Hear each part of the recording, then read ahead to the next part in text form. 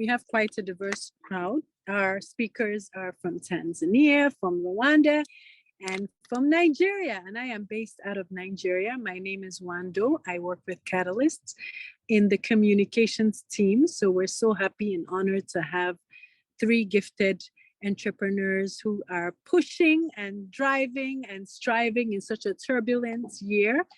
So we are so excited to hear about their success stories, their challenges, and get some nuggets and inspiration on how they've been able to navigate.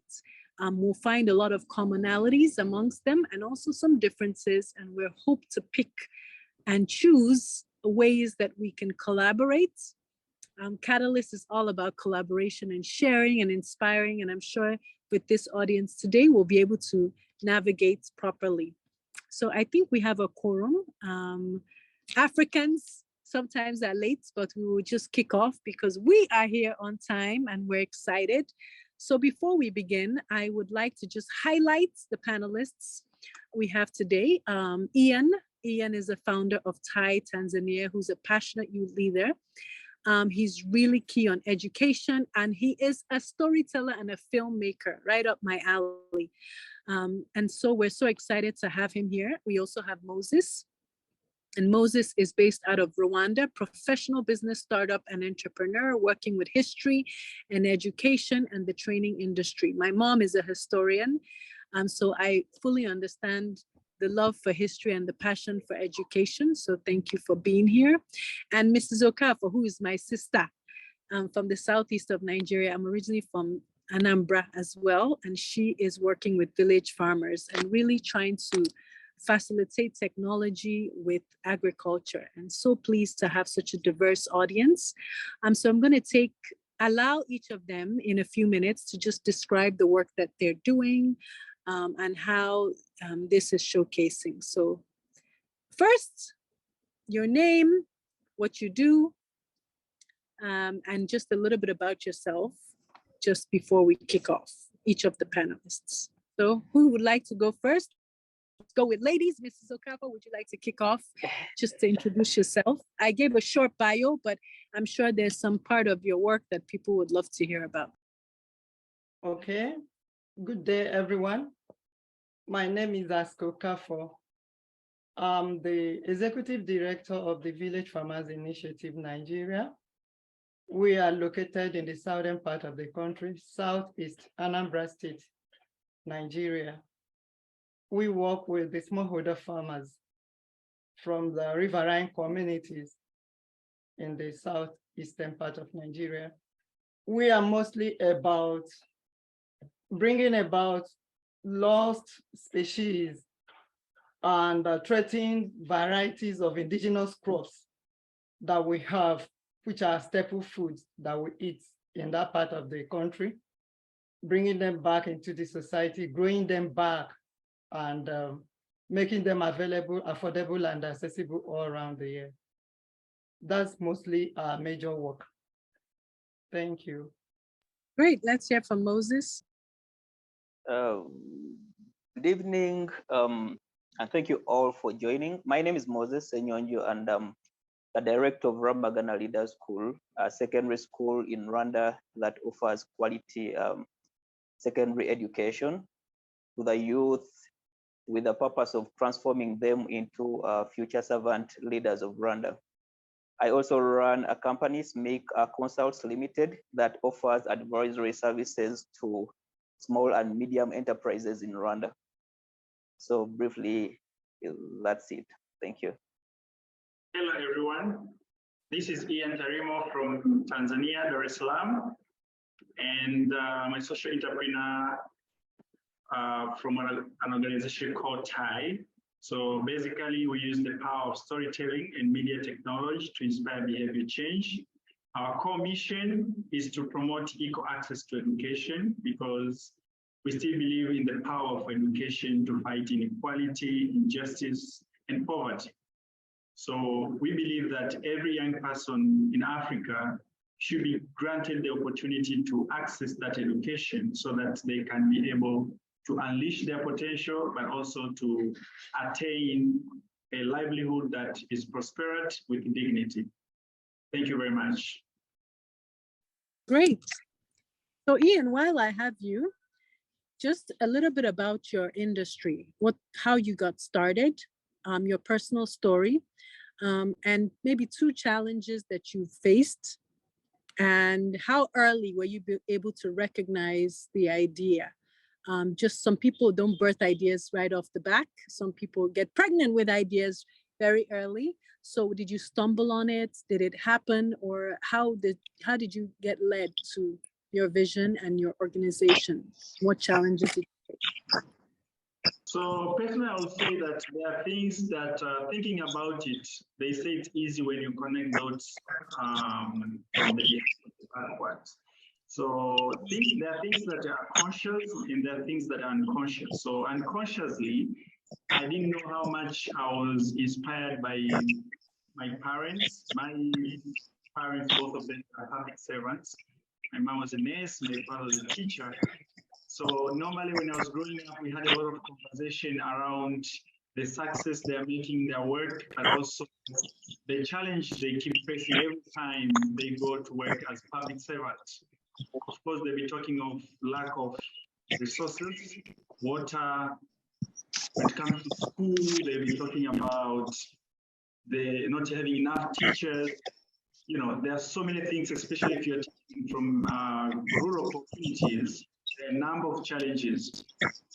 And my mom was a nurse, so talking about she was a nurse midwife, or in terms of giving birth, she was one of those people who were a champion in the area she was working in, but also she was facing a lot of challenges.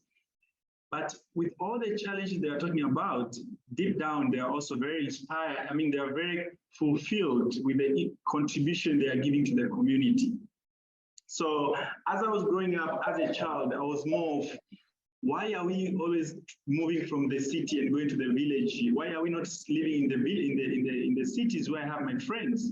But because they're working in public offices, they used to be taken in different villages to help the communities. So for me, I wanted to do something totally different because at that time I didn't recognize how I was inspired by the way they were fulfilled with the contribution they're giving that community. So fast forward, I went to university and I was doing Bachelor of Information Technology. As I was studying technology, still deep down, I really wanted to also be like a volunteer. So I looked for an organization that I can volunteer my free time. And I joined an organization called ISEC. It's all over the world. And we took a lot of opportunities. When we have free time, we go to the community and volunteer. So, you know, when you stay in school, it's almost 3 years. And in that process, I got to work with other young people who are like-minded with the same passion. So after finishing 3 years of working together, we are already having a very strong bond. So it was easy for us to just decide to start an organization so that we can continue doing what we love to do, regardless of what we studied for. So the first 3 years was purely volunteering and following the passion. But when you do this, if you are only putting passion in front of everything, at the end of the day, you need to have that sustainability. So when you go to community, kids were not very engaged, especially when you're talking about education. Some of the challenges we are trying to solve are called sensitive issues of teenage pregnancy, issues of taboos against people living with disabilities. These are things people are not comfortable and very engaged to have conversation. And that was the moment we decided to think outside the box. And we thought of how can we best communicate? And then we thought of storytelling. But since some of us have background in technology, we thought of maybe you can put these stories into animation. And boom, it changed everything. And since then, we have been being preferred by the young people in terms of the content that they use in school. So I would say one of the challenges when I decided to start the organization, everything was about passion, but you are not thinking of sustainability. And also we are very young, so some of the young people are having family pressure. They are also having other pressure that they decide to leave us and go get employed. So those are kind of challenges because we have always have limited resources. And we are not even sure if tomorrow what you are telling the team members you're going to do, if you're going to do, because everything you're talking was like a dream. We didn't have resources for all the dreams we had. So those are kind of the challenges we are facing. But out of that, because of the consistency and trying to always find best way to do it, and using creativity, we were able to pull off, and slowly we got the credibility for other organizations to support us. And up to now, we have a number of partners in and outside the country. Let me end there. Thank you. Great. Thank you so much for that insight. So yours was from a family perspective and interests. I want to hear from Moses now. Moses, can you tell us a little bit about how you were able to recognize your idea? Was it an entrepreneurial opportunity or was just an idea? And the second thing is, what resources are already available for entrepreneurs or social entrepreneurs to use that they often don't know about? And this is in the context of Africa. You know, if we were in another country, in a more developed environment, there are libraries, there's activities. So what resources did you have available to you, and how did you navigate between just having an idea, a business idea, or social entrepreneurship? All right, thank you very much for those questions. And I would say it all starts with a story. You know, most of the social enterprises that we see start with a story, a person going through some bit of history in his or her life. Like personally, getting into education started when I lost my dad, who had a very huge dream for the family to attend school. This guy missed an opportunity to go to Dubai because he couldn't speak English. And I remember that day, him coming very sad, very annoyed, and sat us down to share what happened. Then it was like, well, the only gift I would give to you, my children, is education. But 2 years down the road, the guy that we are looking to passed on, and that changed the story. You know, we started being supported by people in the community. Some of my sisters dropped out of school because we couldn't afford, and that changed everything about me looking at education. For the other for the other business, it all started when I started something small at university. During that time, we had just gotten telecommunication companies, and we had public phones or both for people to, you know, to use to connect to others. And I had one near university, but it didn't work out. I also got into restaurants, they didn't work out. So learning from all that experience, step by step, you get to know the reasons as to why you're failing. But more so, when it comes to social entrepreneurship, it means just looking at the society. What is the problem that you as a social entrepreneur want to solve? So it starts from there, that you now start connecting whether the need or the solution you want to provide meets your passion as a person. Because if you just get into, of course, you cannot provide a solution to every problem in the society, because along the way, there are challenges that you're going to face. And if you're not passionate about that, then it means you're going to break up. You're going to give up. So what I would say, it starts from you observing the environment in which you operate. Try to look into yourself to see your passion and to see how they can match the problems in the society, and how your passion can come in to solve the problems. For the challenges, I would say the challenge that I really faced so much was that inner voice. You won't make it. Many people have failed. It even gives you examples of people that you know that have failed. And if you're not strong enough, if you're not passionate enough, you follow that voice. But you need to keep affirming, having a positive affirmation to yourself that, well, they're different, I can make it, I'll make it. Then, of course, there is a problem that is very common.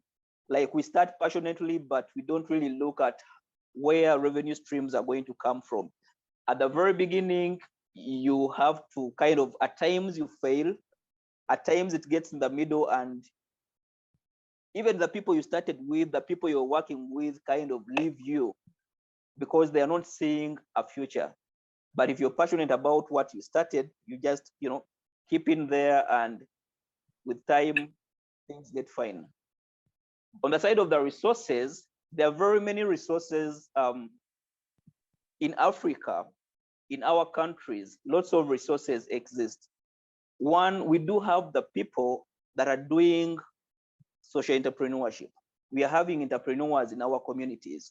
These are the first resources that we need to take advantage of, because you don't want to start it from scratch.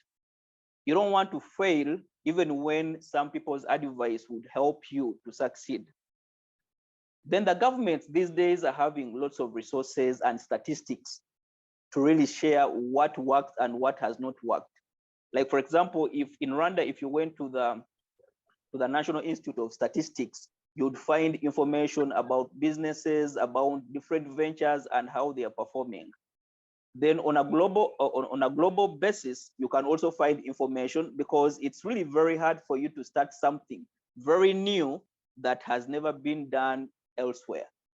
It might be new in your community, but you might find that some people are already doing it either within the country or even outside the country.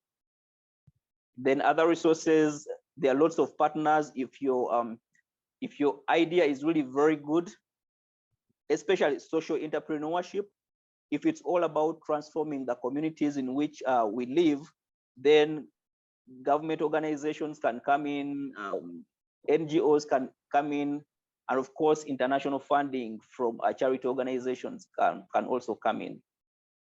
So I think that's what I can share about that briefly. Perfect.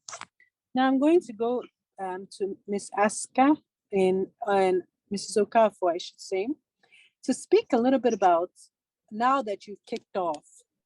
So if you can share, I heard you talk about flooding. So I know there's so many challenges with agri currently, with climate.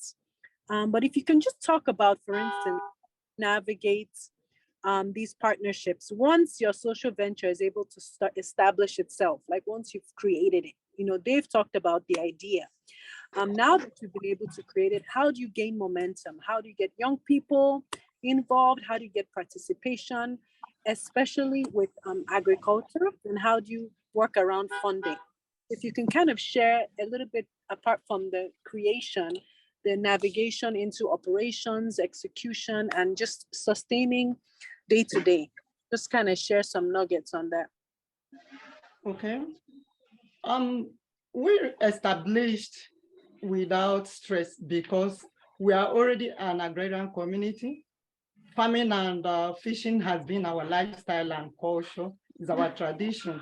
So I didn't have problem with starting, but the impact of the climate change on our environment and on our lifestyle and even our food system led to me coming on board to find out the reason why.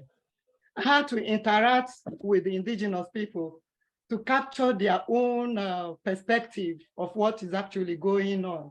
So by the time I was able to get them involved, it was easy for me to now introduce them to new ways, new innovations, especially in mitigating and adapting to this climate change and building resilience, both as a people and community and environment.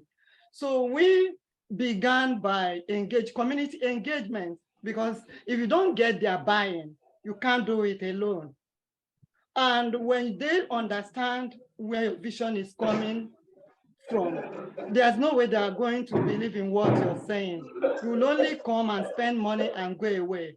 But when you get them involved by explaining to them what's actually happening and then bringing in their own ideas, all hands on deck, you are bringing your technology, you are bringing your innovation, that are bringing their indigenous knowledge, because they're the people at the front line.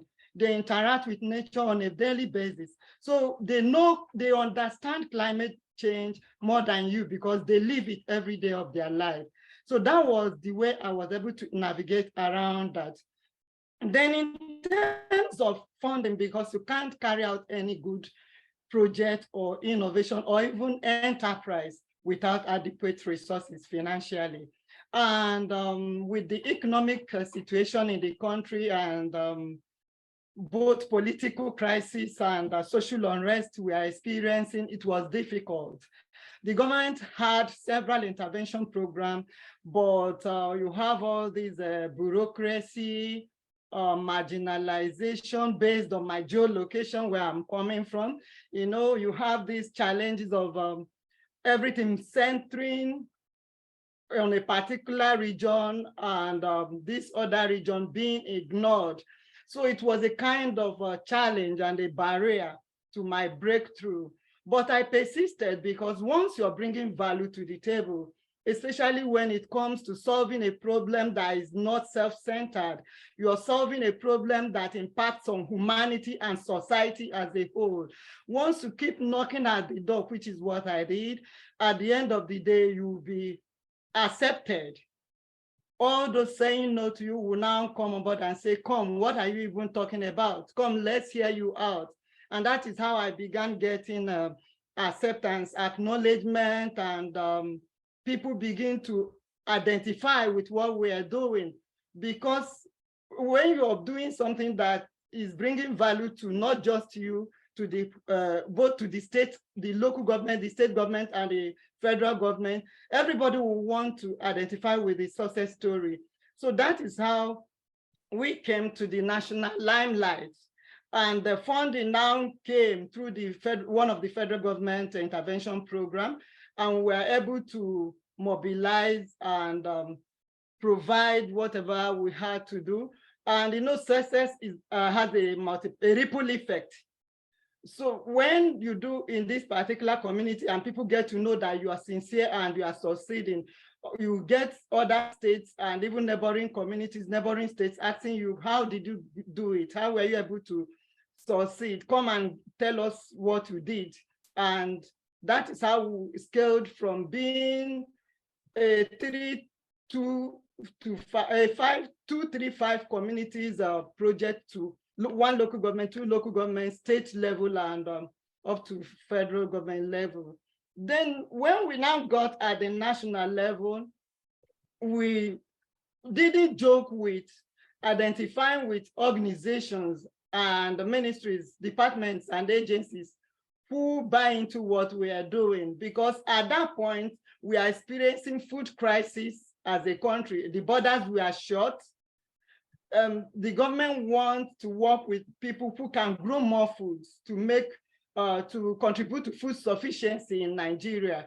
So we were accepted everywhere we go, especially in bringing back lost species, like I said earlier, threatened species or varieties of food, or some food varieties and species that are underutilized, but it's our staple. It's the common man food that can be found on our breakfast table every morning. So when you come with such a proposal, it's easy to get people who want to partner and fund whatever you're doing. Then our major breakthrough came with the UN Food Systems Climate Summit in 2021, where we were opportuned to host an independent dialogue, and we exposed what we were doing. And we got so many people who were interested in our work. And that is how we got partnership with the Rockefeller Foundation. We got funded, and our project was launched in COP27 in Egypt last week.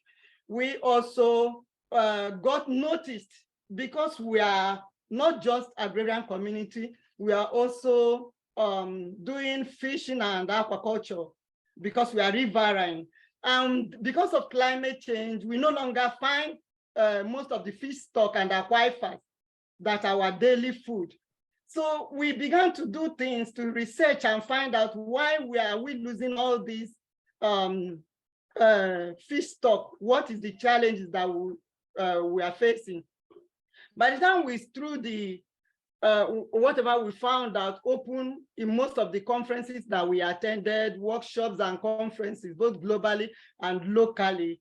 We got acknowledged and partnership from the UNFAO. And right now we're also doing a project with the Greener Blue Collective in artisanal fisheries and aquaculture.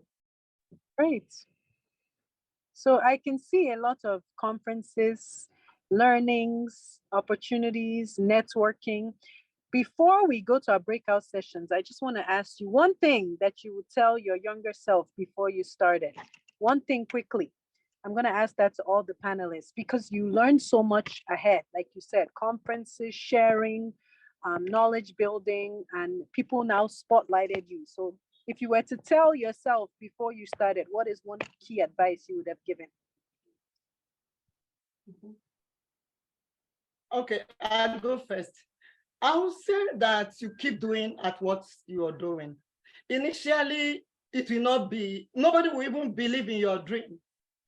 It will not be acknowledged. It will not be easy. It's going to be very difficult to navigate. It will not even be comfortable. You have to leave your comfort zone and give all that you have into it. But one thing I'm going to assure you, since it's all about humanity and it's not about self, at the end of the day, you are going to reap your reward in due time. Perfect. Well, what I would say is it's about me. Mm-hmm. You know, when you have that belief that it's about you, it's going to give you all the courage and all the hope you need to keep going. For instance, there are lots of places we've taken grant applications or even proposals, and the answer has always been no. But we haven't given up because we know we understand what we are doing and we understand the kind of change that we are creating. So probably the people don't really get it well, but even when those say no, there are also others who say yes to our proposals. So it's about me or it's about you, social entrepreneur, to keep going. No people should discourage you. It's about you for as long as you're doing great to your society. Personally, thank you, Moses. I think personally, I would say that at the end of the day, it's about people. Mm-hmm. Before profit, before the product you're working on. So investing in social capital is very important. And it's something that you need to probably pay more attention. And if you have social capital, probably you have the greatest asset ever. So if you have 10 people who don't have jobs, those are resources that if you show your leadership, you can actually do something great instead of waiting until you have all other resources like money and everything. And the last thing is when you work in the team or when you are selecting a team, people with right attitude or personality are more important than talents, because it's easy to develop a new skill, but it's very hard to change someone's attitude. And you might end up starting solving problems that maybe are beyond your capacity. So I would say people, invest in yourself. It's easy to point others who are not doing well or something is not right, but it's important to invest in yourself, to grow yourself and to grow your team. The product and process will follow. Thank you. Perfect. Very inspiring. Somebody actually asked a similar question about what's driving you and what keeps things together with that resilience. And some of you have mentioned people, some of you have mentioned family, some of you have mentioned faith.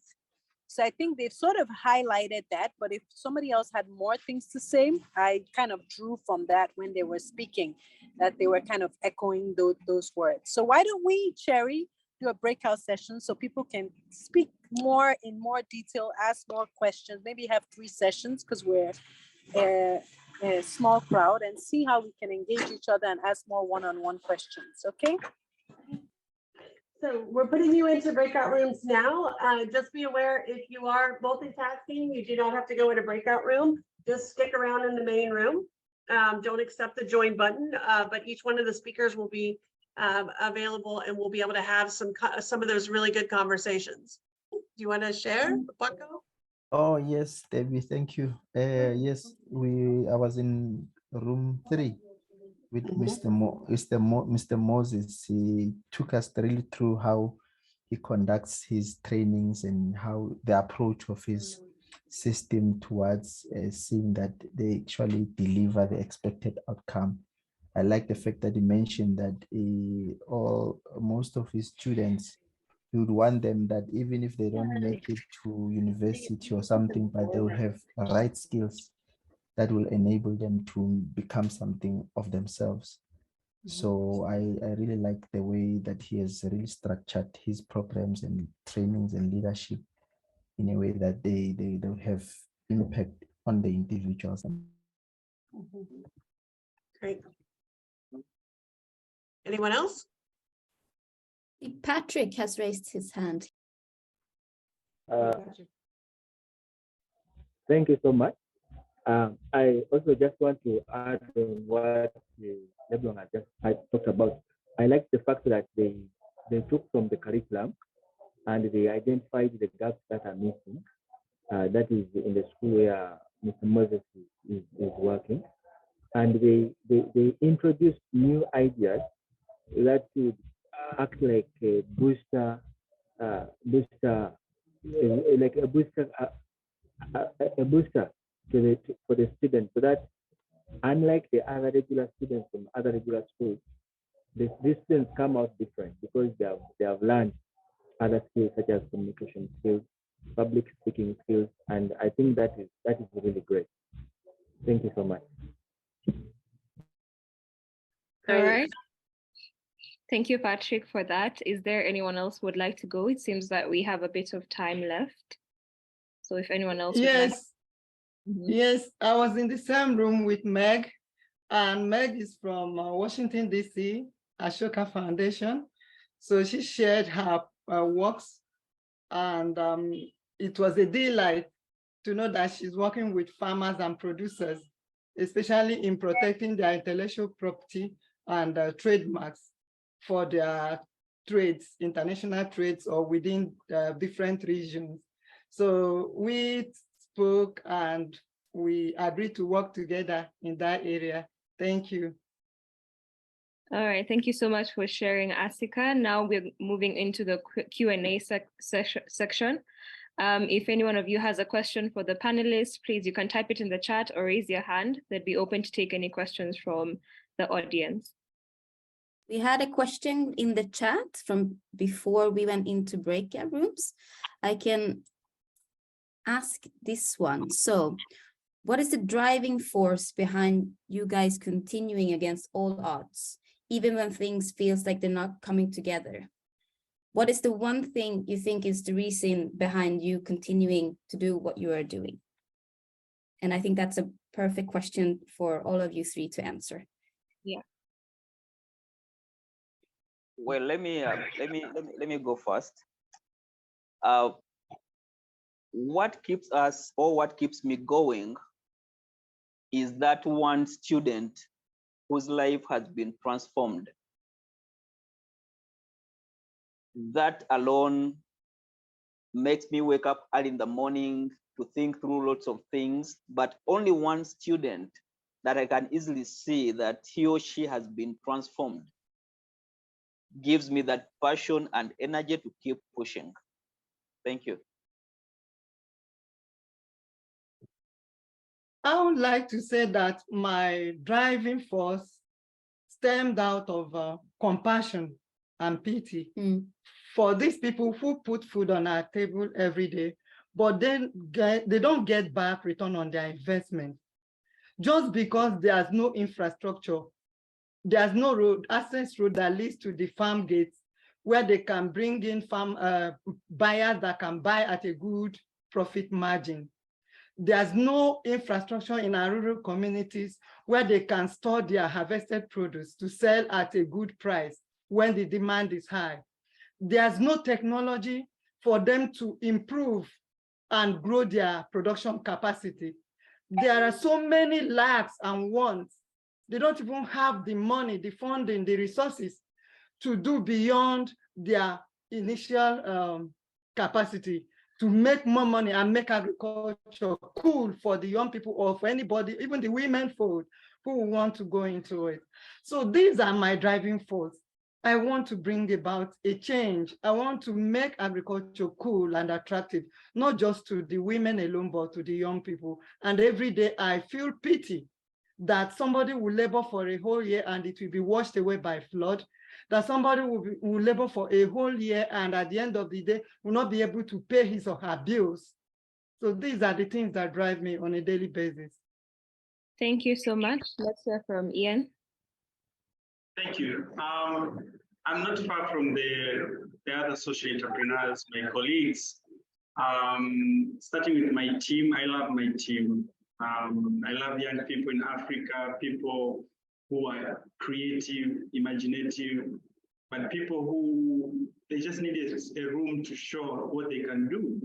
These are people that maybe in other places they will be frustrated, they will feel like they cannot do anything. But when I'm able to create a platform that enables them to unleash, to bring something from inside, and we take to the community, and again, it transforms their lives.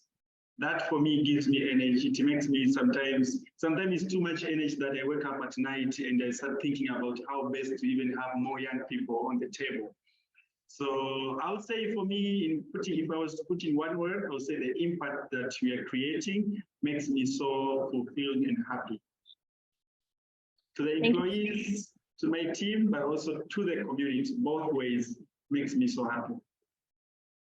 All right, thank you so much, Ian, and everyone else for sharing. There's also one more question in the chat, and it says that a lot of you mentioned that you found success from networking.